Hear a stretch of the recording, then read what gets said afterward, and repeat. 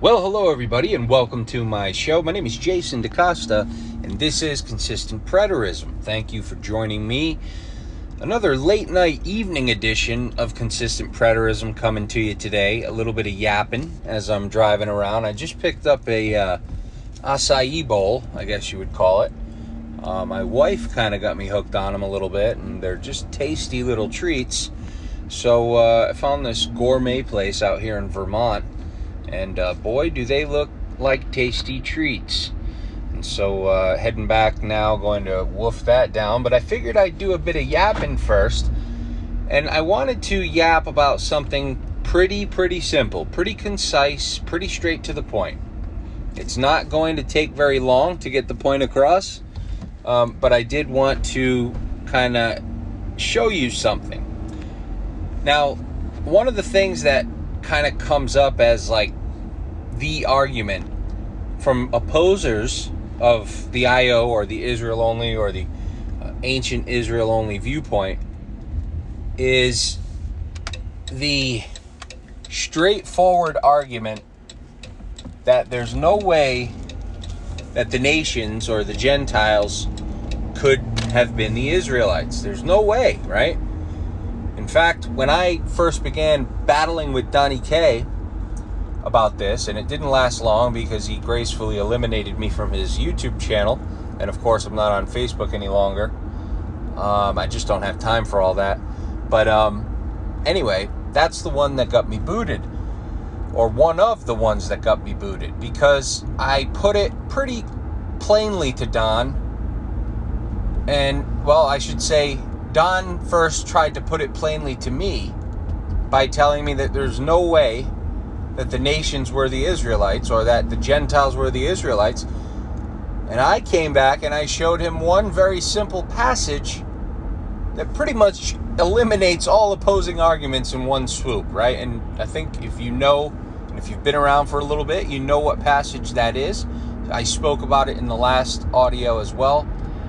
And that passage, my friends, is Genesis chapter 48, where Jacob is giving the blessing to Joseph's sons, Manasseh and Ephraim, and he gives Manasseh a blessing and says he'd be great.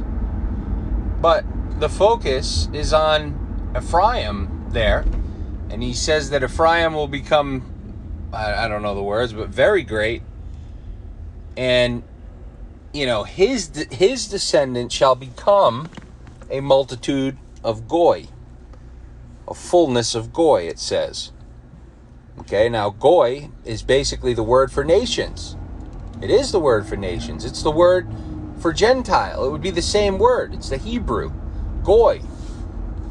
And so in Genesis 48, we have the plain statement that Israelites, the descendants of Ephraim, who was a tribe of Israel, the descendants of Israel would become the goy.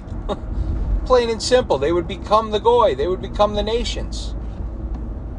It's right there in black and white.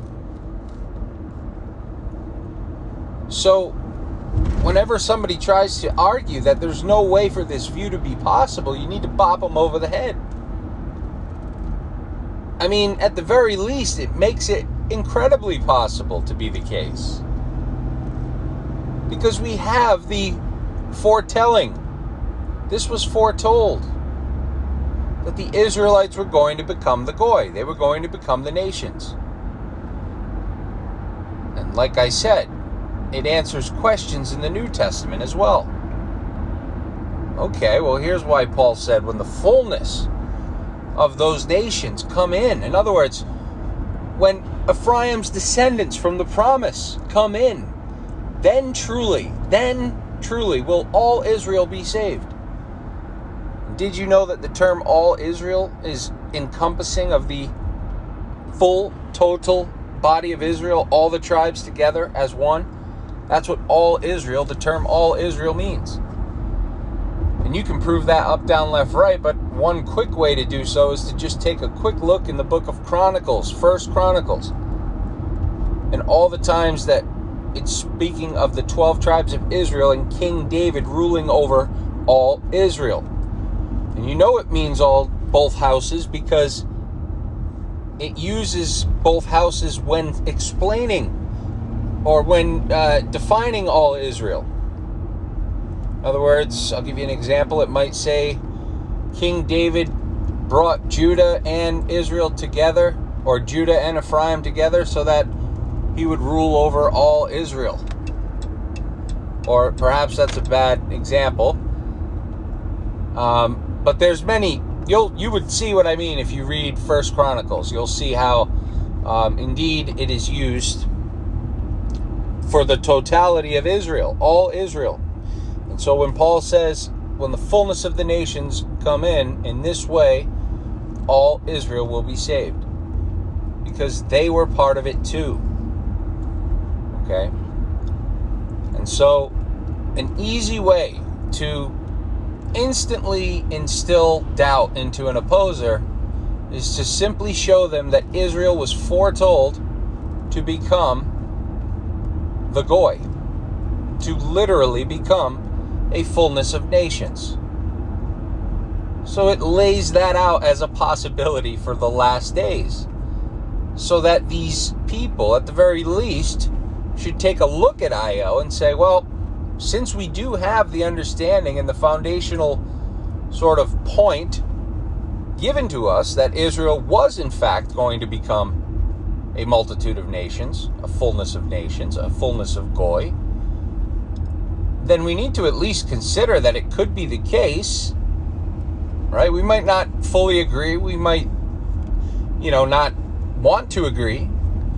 But we should be honest with ourselves and say there is at least the possibility of it being so. And unfortunately, many people aren't honest with themselves or with anybody else for that matter, and they can't admit that because then they'd be giving up too much. So they'll fight and throw and hurl passages our way that have no relevance. But I think deep down they understand the devastation of this point. Right? It puts the possibility in play straight away. From the very jump, when you show them this, that Israel became the nations, or was foretold that they would become the nations, then you instantly instill a possibility, like Dumb and Dumber says, so you're saying there's a chance.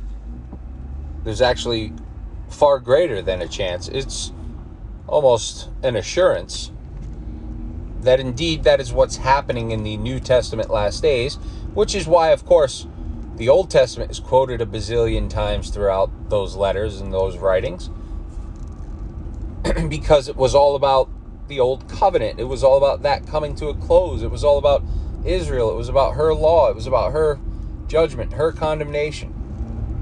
And of course, the inheritance of her promise, which Paul said the 12 tribes served God earnestly day and night, hoping to attain. Folks, I hope you enjoyed it. If you did, don't forget what to do. Give it a like-a-rooski. If not, take a hike-a-rooski. And we'll catch you on that flip side. Everybody have a good night. Bye-bye.